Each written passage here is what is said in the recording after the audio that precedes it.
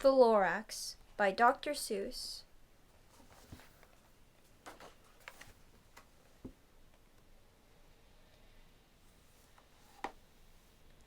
At the far end of town, where the grickle grass grows, and the wind smells slow and sour when it blows, and no birds ever sing, excepting old crows, is the street of the lifted Lorax.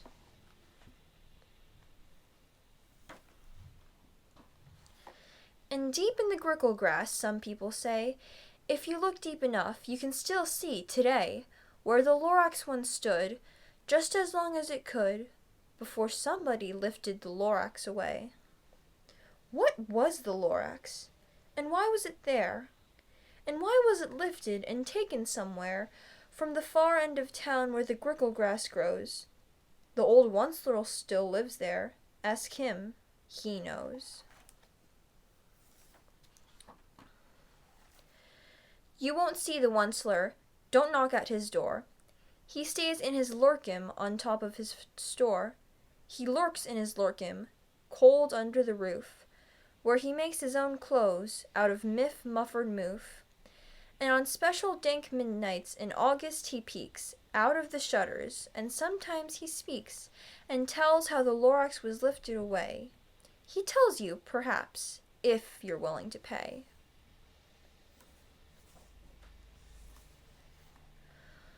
On the end of a rope he lets down a tin pail, and you have to toss in 15 cents, a nail, and the shell of a great-great-great-grandfather snail.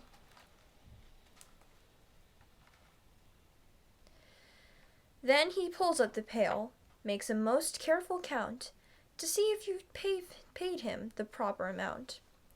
Then he hides what you've paid him away in his snub, his secret strange hole in his grooveless glove.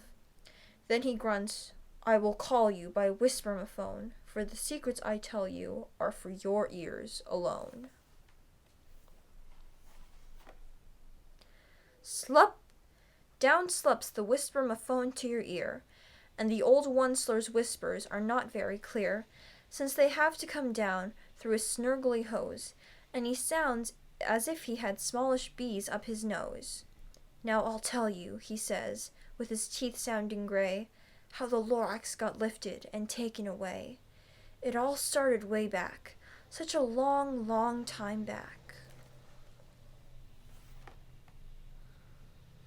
Way back in the days when the grass was still green, and the pond was still wet, and the clouds were still clean, and the song of the swami swans rang out in space, one morning I came to this glorious place, and I first saw the trees, the truffula trees, the bright-colored tufts of the truffula trees, mile after mile in the fresh morning breeze.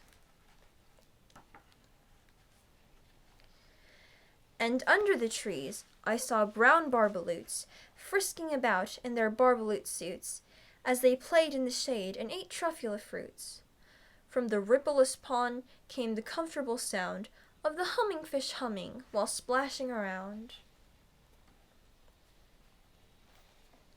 But those trees, those truffula trees, all my life I'd been searching for trees such as these. The touch of their tufts was much softer than silk, and they had the sweet smell of fresh butterfly milk. I felt a great leaping of joy in my heart. I knew just what I'd do. I unloaded my cart. In no time at all, I had built a small shop. Then I chopped down a truffula tree with one chop, and with great skillful skill and with great speedy speed, I took the soft tuft, and I knitted a thneed. The instant I'd finished, I heard a gazump. I looked. I saw something pop out of the stump of the tree I'd chopped down. It was sort of a man. Describe him? That's hard. I don't know if I can. He was shortish, and oldish, and brownish, and mossy, and he spoke with a voice that was sharpish and bossy. Mister, he said with a sawdusty sneeze, I am the Lorax. I speak for the trees. I speak for the trees have no tongues, and I'm asking you, sir, at the top of my lungs." He was very upset as he shouted and puffed, "What's that thing you've made out of my truffula tuft?" "Look, Lorax," I said, "there's no cause for alarm. I chopped just one tree. I am doing no harm. I'm being quite useful. This thing is a thneed. A thneed's a fine something that all people need. It's a shirt, it's a sock, it's a glove, it's a hat. But it has other uses. Yes, far beyond that. You can use it for carpets, for pillows, for sheets, or curtains, or covers for bicycle seats." The Lorax said, "Sir, you are crazy with greed. There is no one on earth who would buy that fool thneed."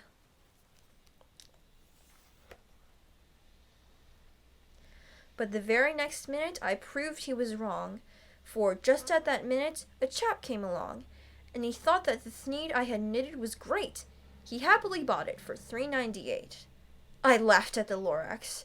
"You poor stupid guy. You never can tell what some people will buy."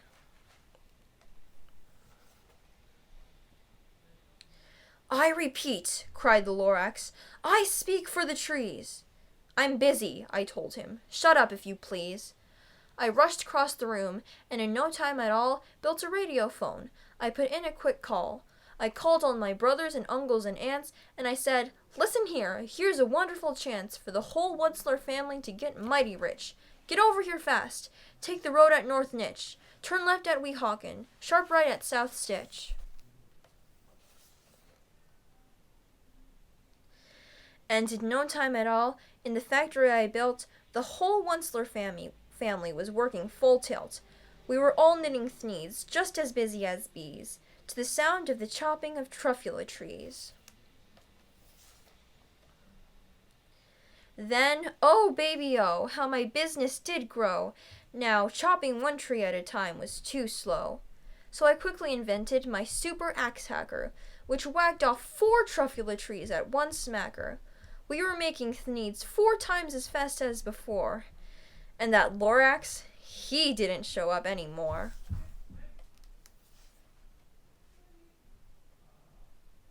But the next week, he knocked on my new office door. He snapped, "I'm the Lorax who speaks for the trees, which you seem to be chopping as fast as you please. But I'm also in charge of the brown barbaloots, who played in the shade in their barbaloot suits and happily lived eating truffula fruits. Now, thanks to your hacking my trees to the ground, there is not enough truffula fruit to go round, and my poor barbaloots are all getting the crummies because they have gas and no food in their tummies."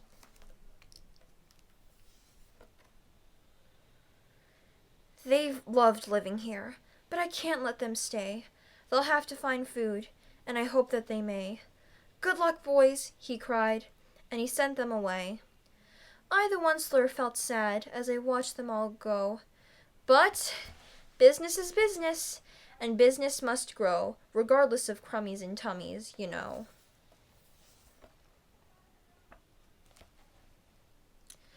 I meant no harm. I mostly did not. But I had to grow bigger. So bigger I got. I biggered my factory, I biggered my roads, I biggered my wagons, I biggered the loads of the thneeds that I shipped out. I was shipping them forth, to the south, to the east, to the west, to the north. I went right on biggering, selling more thneeds, and I biggered my money, which everyone needs.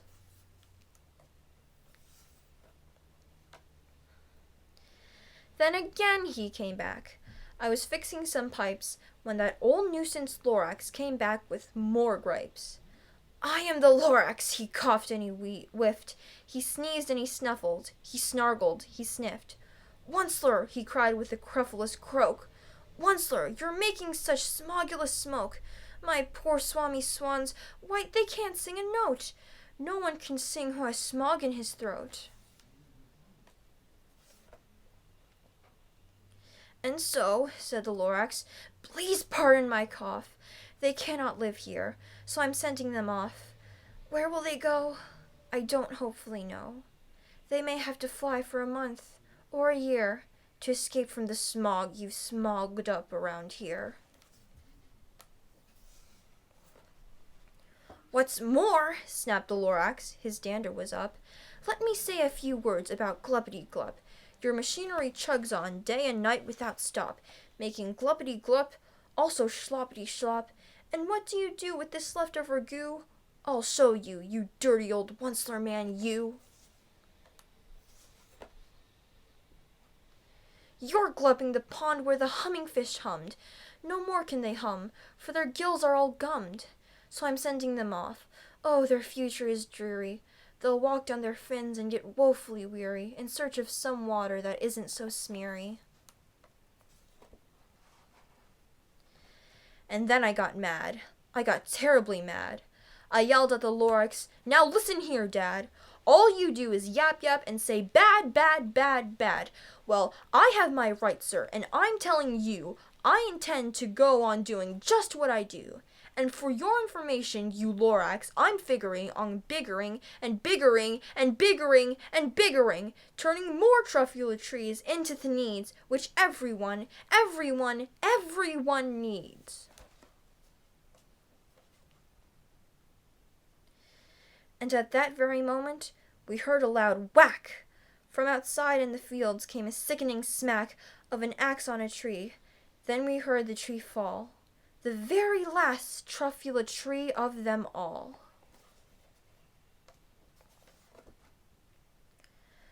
No more trees, no more needs, no more work to be done. So in no time, my uncles and aunts, every one, all waved me goodbye. They jumped into my cars and drove away under the smoke-smuggered stars. Now all that was left, 'neath the bad-smelling sky, was my big empty factory, the Lorax, and I.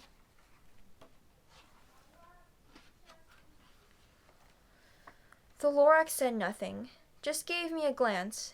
He gave me a very sad, sad backward glance, as he lifted himself by the seat of his pants, and I'll never forget the grim look on his face when he hoisted himself and took leave of this place through a hole in the smog without leaving a trace.